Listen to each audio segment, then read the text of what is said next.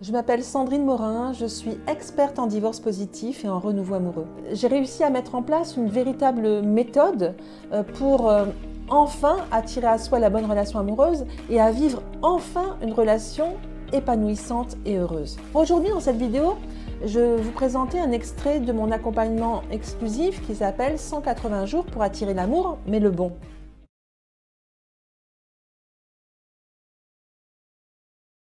Qu'est-ce que la dépendance affective? Alors, je vais vous énumérer tout un tas de caractéristiques de la dépendance affective. Évidemment, il n'y a pas besoin de réunir tous ces critères-là pour être dépendant affectif. Un seul critère ne va pas faire de vous un dépendant affectif, d'accord? Mais je vous ai listé tout un tas de situations, tout un tas de caractéristiques qui peuvent vous montrer que vous êtes dans cette dépendance ou que vous avez eu affaire à des personnes qui l'étaient. Hein. Bien sûr, ce qui est intéressant, c'est d'apprendre à la reconnaître aussi chez l'autre, la dépendance affective. Donc, de toute façon, en exercice cette semaine, vous aurez un test pour voir si effectivement vous pouvez considérer que vous souffrez, entre guillemets, de cette dépendance affective. Et puis, il y aura un autre exercice qui visera à déterminer le degré de dépendance affective. Voilà, donc la dépendance affective, l'une des caractéristiques qui est vraiment souvent présente, c'est de vivre des relations amoureuses douloureuses et chaotiques. C'est d'avoir des réactions excessives. C'est voir les choses tout en noir ou tout en blanc et ne pas connaître le juste milieu.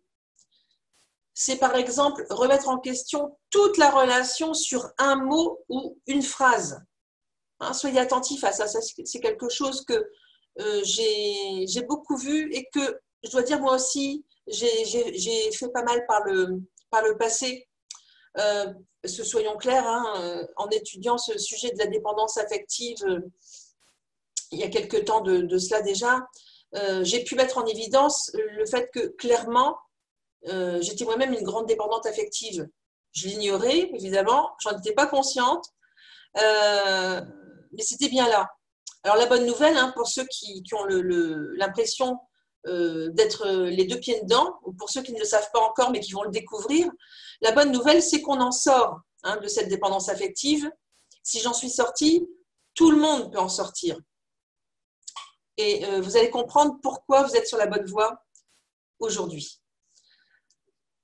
Alors, c'est remettre en question toute la relation sur un mot ou une phrase. Oui, effectivement, l'autre a eu un mauvais mot, il a eu un mauvais comportement, et ça y est, c'est toute la relation qu'on remet en cause. Vous voyez, aucune bienveillance, aucun juste milieu, c'est le blanc ou le noir. Donc, ça, c'est quand même très, très symptomatique. C'est croire aussi que l'autre va pouvoir combler notre vide intérieur. Quand on a tellement d'attentes par rapport à l'autre, qui viennent combler le moindre de nos désirs, qu'on estime qu'il doit être là tout le temps pour nous, qu'il doit deviner nos besoins avant même qu'on les exprime. C'est le truc de toute façon, si il m'aime ou si elle m'aime, elle doit savoir ce dont j'ai besoin. Enfin, vous voyez, c'est tout ce genre de discours interne ou externe hein, d'ailleurs, mais c'est le genre de blabla qu'on peut avoir. C'est aussi un manque de sécurité personnelle, hein, la dépendance affective. Je vais chercher la sécurité ailleurs, en tout cas dans la relation amoureuse. C'est aussi avoir une mauvaise image de soi ou une faible image de soi. Je vous ai mis cette image parce que pour moi, effectivement, c'est vraiment une prison émotionnelle, hein, la dépendance affective. Ça nous fait vivre des montagnes russes émotionnelles absolument inconfortables. Donc, c'est pour ça que les premiers temps, les premiers mois, on a vraiment mis l'accent sur comment gérer mes émotions, comment développer mon intelligence émotionnelle, parce que maintenant que vous allez avoir donc en perspective tous les critères de la dépendance affective, vous allez pouvoir reconnaître évidemment vos schémas de pensée qui vont générer les émotions confrontantes, désagréables, qui vous font avoir des comportements inadaptés. Hein, vous vous souvenez, penser, génère émotion, émotion à l'origine de mon comportement. Donc, reconnaître vos schémas de dépendance affective, ici, ça va pouvoir vous permettre aussi de générer d'autres émotions, d'aller mettre de la raison dans l'émotion, d'accord, en faisant remonter le process, j'ai l'émotion qui est désagréable, hop, je vais mettre en lumière quel est mon schéma de pensée. Comme je l'ai dit tout à l'heure sur le groupe WhatsApp, c'était ce matin, c'était la petite leçon coaching du jour, et ça rappelle, mais voilà, il n'y a jamais de mauvais rappel parce que je pense que c'est la répétition qui fait que les choses finissent par s'ancrer avec un A et pas un E. Ça aussi, c'est pour répondre à une blague du groupe WhatsApp. Donc, ce matin, je disais, quand vous vivez quelque chose de désagréable, c'était Alain qui arrivait chez la boulangère et qui nous disait qu'elle avait ni dit bonjour, ni dit merci, et comme il était de mauvaise humeur ce matin, il avait envie de lui rentrer dans le lard, qu'il avait dû se contenir. Bon, quand c'est comme ça, parce que peut-être qu'il s'est contenu, parce que justement, on fait ce travail en ce moment, il ne l'a peut-être pas fait précédemment. La première chose à faire, c'est de lui dire, bon, je ressens quoi, je me sens par exemple pas respectée, je me sens déconsidérée. Déjà, c'est de faire un stop, se taire, observer patiemment. Pourquoi je me raconte ça? Donc, je peux très bien me dire, voilà, ça veut dire quoi? J'attends de la boulangère qu'elle ait une bonne image de moi. C'est moi qui dois avoir une bonne image de moi, c'est pas l'autre. Mais je peux tout simplement me raccrocher à l'un des 4 accords Toltec. C'est pour ça que je vous ai demandé la semaine dernière de les apprendre par cœur. Si je me raccroche à l'un des accords Toltec dans le cas d'Alain, c'est ne pas en faire une affaire personnelle. Évidemment, si cette boulangère ne lui dit pas bonjour, qu'elle ne lui dit pas merci, on peut supposer, à juste titre, qu'elle le fait avec quasi tous les clients et qu'en fait, elle a d'autres préoccupations que sa clientèle. C'est bien dommage, mais pourquoi faire une affaire personnelle de ce comportement de la boulangère qui est sans doute très contrariée, peut-être parce qu'elle a des problèmes de couple en ce moment, ou des difficultés financières, ou des soucis de santé, ou j'en sais rien, et qu'elle en oublie finalement de faire son métier correctement.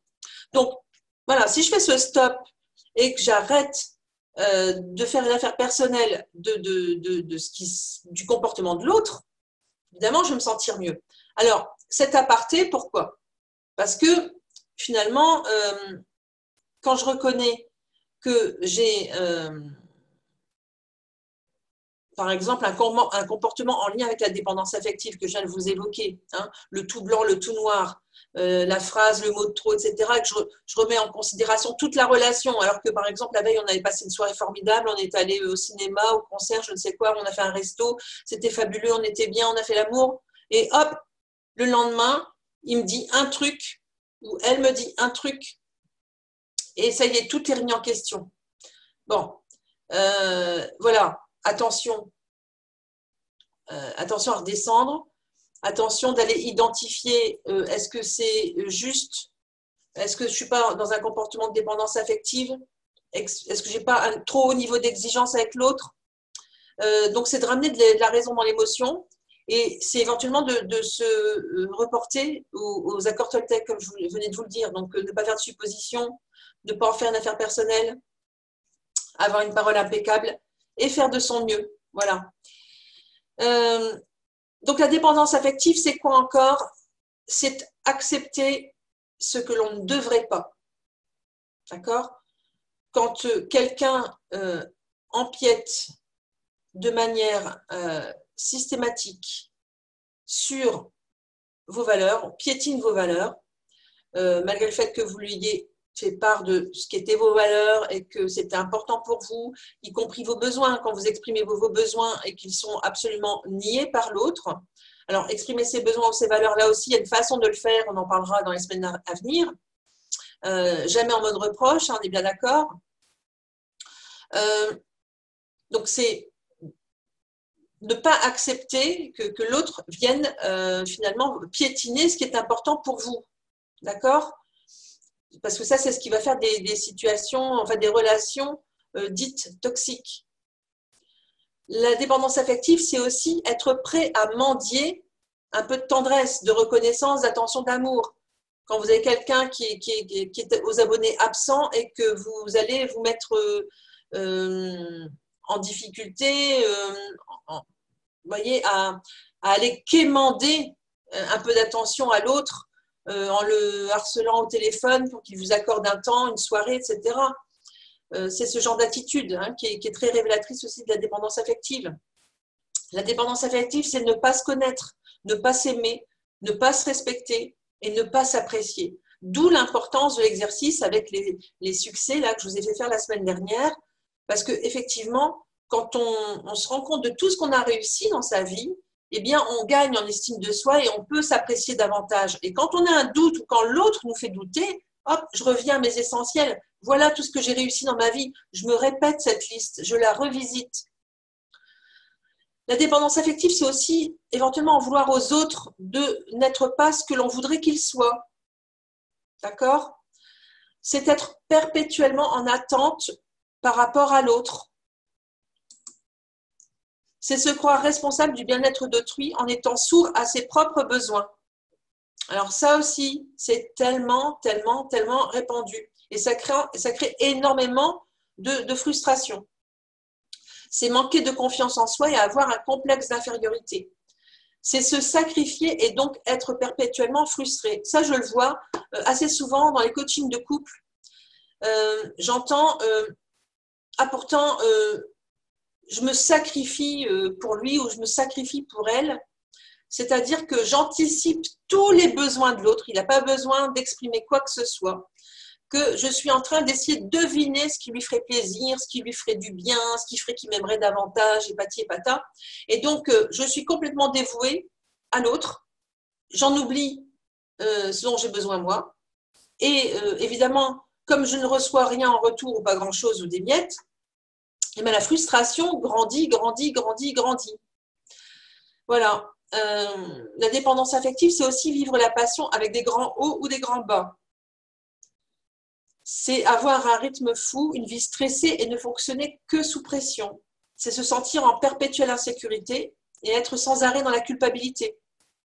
Si sans cesse vous vous dites oh là là, j'ai pas fait ci, j'ai pas fait ça, c'est pas bien, là là. Bon, ça aussi c'est assez révélateur parce que c'est un jugement voilà, qui vient vraisemblablement de l'enfance. On en reparlera tout à l'heure. C'est être incapable aussi d'un véritable dialogue avec l'autre. Vous savez, c'est quand il y a systématiquement une discussion qui est ou en position de victime ou en position de persécuteur. On parlera du triangle de Karpman la semaine prochaine aussi, pour ceux qui connaissent, le triangle infernal. Mais le véritable dialogue, c'est je ne suis ni victime, je ne suis ni bourreau non plus. C'est la peur de voir l'autre aussi découvrir qui l'on est vraiment. C'est porter un masque. On en a parlé des masques liés aux blessures de l'enfance. Donc, voilà, se connecter à son authenticité pour avoir une belle relation, c'est essentiel, on en a déjà parlé. C'est la peur, donc c'est aussi de ne pas avoir de frontières intérieures personnelles bien déterminées. Donc, les frontières intérieures personnelles bien déterminées, c'est une question d'affirmation de soi. Et l'affirmation de soi, c'est très en lien avec les valeurs qu'on étudiera la semaine prochaine et les besoins qu'on étudiera la semaine suivante. Donc, une fois que vous allez être au clair sur tout ça, vos valeurs et vos besoins, ça sera beaucoup plus facile pour vous de vous affirmer. Et une fois qu'on aura étudié les règles d'une bonne communication non violente, vous pourrez vous affirmer mais de la bonne façon. Et ça, c'est vraiment fondamental pour avoir une belle relation et même pour faire la connaissance de l'autre.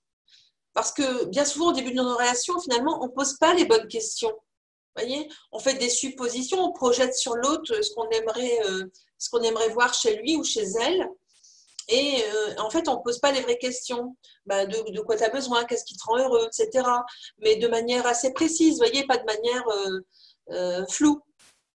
Et surtout, ce qui est fondamental, c'est de se définir soi, de dire ce qui est important pour nous. Donc, les valeurs, les besoins, ça en fait partie. Comme je vous dis, il vaut mieux se définir plutôt que d'avoir à se défendre le moment venu.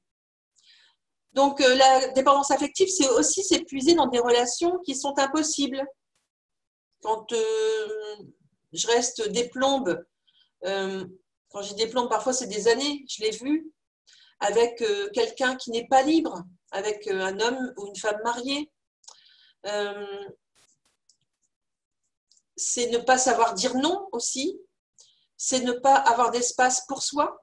Quand je passe tout mon temps à m'occuper des autres et que finalement je ne m'occupe pas de moi, je ne laisse pas d'espace pour ce qui est important pour moi. D'ailleurs, la plupart du temps, je ne l'ai pas déterminé, ce qui est important pour moi. C'est éventuellement être excessivement perfectionniste aussi, souvent par peur du regard de l'autre. Donc, on a déjà défini pas mal de choses sur la dépendance affective. Maintenant, l'idée, c'est d'en connaître l'origine. Alors, évidemment, vous l'avez compris, ça se localise dans le passé, plus particulièrement dans l'enfance, et c'est en lien direct avec la relation parents et proches. Alors, il y a 4 grandes raisons à la dépendance affective. Donc, c'est un manque affectif qui bien souvent vient de la petite enfance, un manque de reconnaissance aussi, un manque de valorisation, mais ça peut être aussi des agressions avec un manque de contact positif. Donc, agression verbale, psychologique ou agression physique, évidemment, d'autant plus. Pour en savoir davantage sur cet accompagnement, il vous suffit de cliquer sur le lien qui va être en dessous de cette vidéo. Vous aurez tout le descriptif, sachant que cet accompagnement n'a lieu qu'une fois par an, qu'il est dédié à un petit groupe de personnes seulement. Eh bien, j'ai pensé à l'opportunité de créer une liste d'attente sur laquelle vous pouvez vous inscrire pour être averti en toute priorité du prochain lancement. Merci de votre écoute et puis je vous dis à très bientôt et je serai ravie de vous accueillir au sein de ce programme.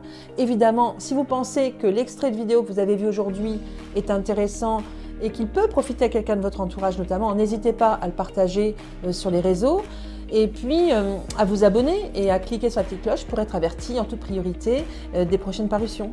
Belle fin de journée à vous!